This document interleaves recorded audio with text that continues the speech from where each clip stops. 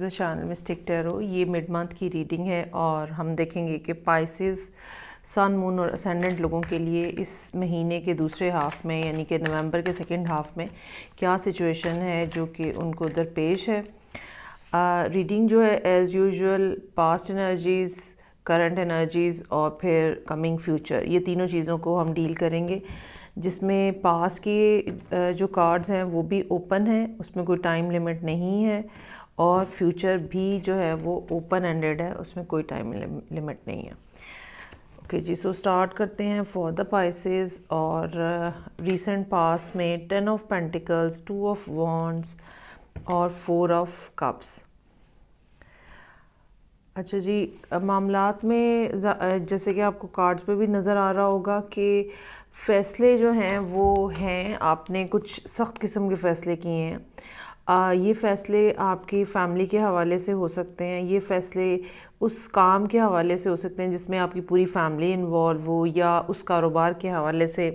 अच्छा, कुछ लोगों के लिए ये ऐसी विरासती चीज़ें जो कि डिस्ट्रीब्यूट हुई हैं और उनके बारे में कुछ आपको फ़ैसला करना था कि उनके साथ क्या किया जाए या चीज़ों को किस तरह से मैनेज किया जाए।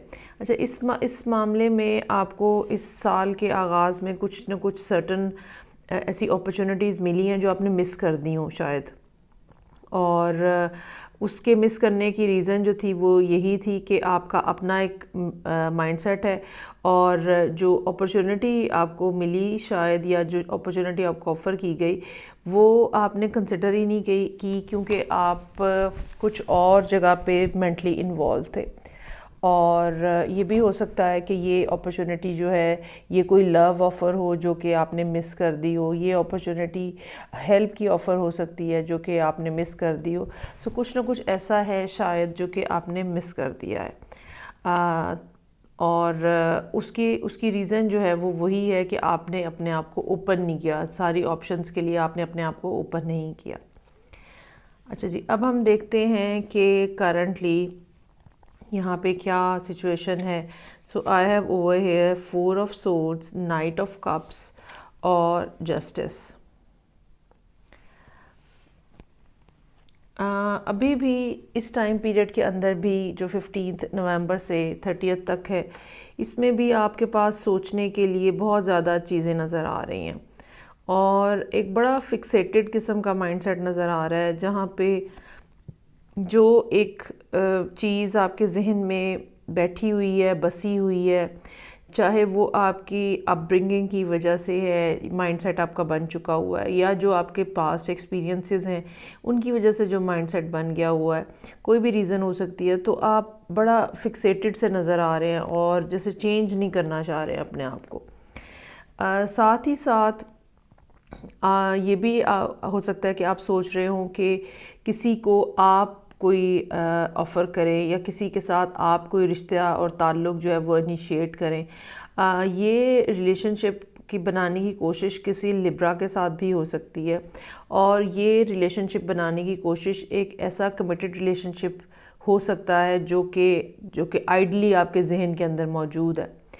और मुझे ये लगता है कि आप इस बारे में इन 15 दिनों के अंदर अंदर अपनी लक जो है वो ज़रूर आजमाएंगे। अच्छा, अब जहाँ तक ये 15 दिन की बात तो हो गई, लेकिन आई होप कि आपने मेरी रीडिंग देखी होगी जो कि मैंने लूनर एक्लिप्स और सोलर एक्लिप्स के ऊपर की है। सो 19 को, अब जबकि ये मैं रीडिंग पोस्ट कर रही हूँ, तो लूनर एक्लिप्स जो है वो है, और ये पाइसेस असेंडेंट स्पेशली जो लोग हैं उनके लिए आपके 9th हाउस और 3rd हाउस के एक्सिस पे लग रहा है। सो यकीनन कुछ ना कुछ ऐसा है जो कि शायद उतना ज़्यादा लकी नहीं हो आपके लिए, और ख़ास तौर पे जब आपके लिए जो मोस्ट लकीस्ट प्लैनेट है जुपिटर, वो भी इस एक्लिप्स के अंदर जो है वो कहीं ना कहीं एस्पेक्ट बना रहा है।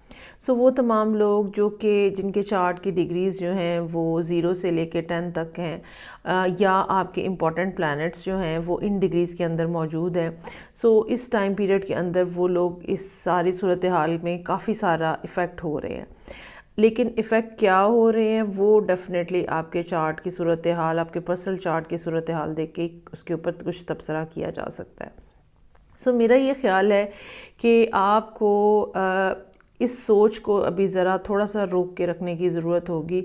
और ये जो आप कोई रोमांस या कोई चिट चैट, ठीक है, ये को इनिशिएट करना चाह रहे हैं, तो उसको आपको अभी फ़िलहाल थोड़ा सा पेशेंटली थोड़ा डील करने की ज़रूरत होगी। और आई वुड रियली सजेस्ट कि आप इसको थोड़ा सा लिंगर ऑन करें, थोड़ा डिले करें, अभी ऐसा मत करें।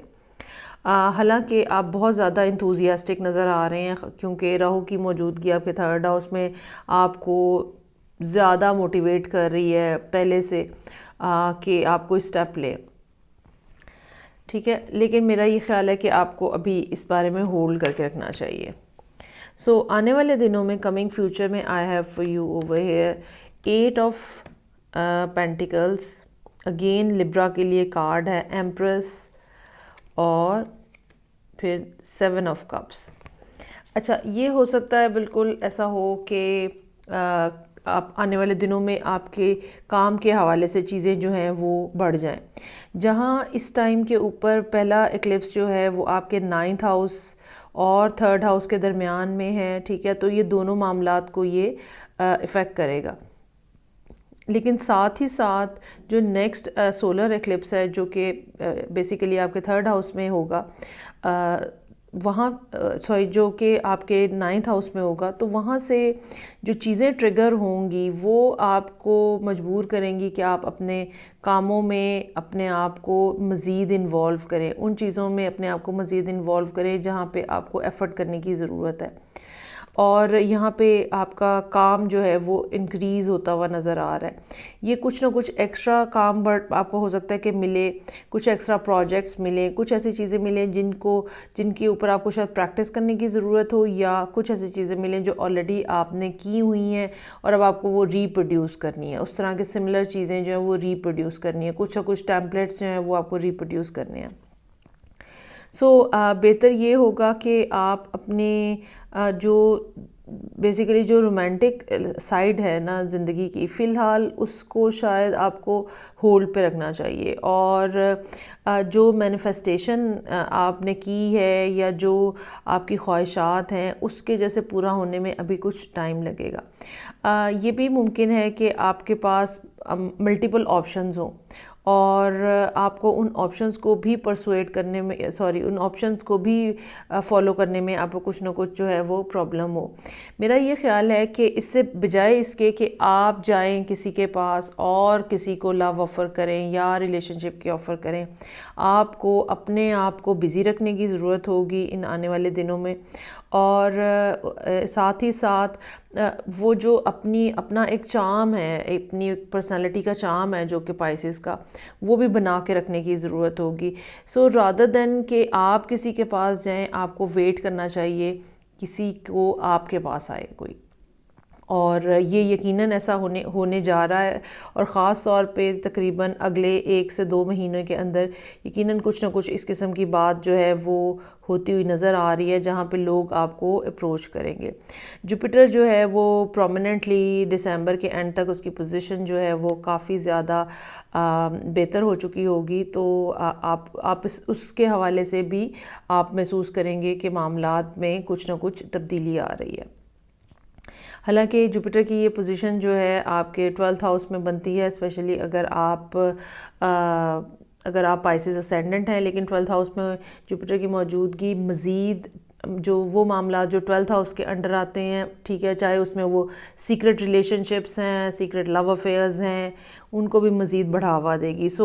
बेहतर ये है कि आप अपनी अप्रोच जो है वो पहले ही फाइनल करके रखें कि असल में आपको ज़िंदगी में क्या करना है। यहाँ वहाँ अपनी अटेंशन जो है वो डाइवर्ट करने की कोशिश करें ताकि एक फ़िक्स्ड जो आपकी अप्रोच है आप उसको लेके आगे चल सकें। ओके जी, ये थी रीडिंग जो कि पाइसेस लोगों के लिए थी। फ़ीडबैक का मुझे इंतज़ार रहेगा। मैं आपसे नेक्स्ट रीडिंग के साथ फिर मिलूँगी, तब तक के लिए खुदा हाफिज़।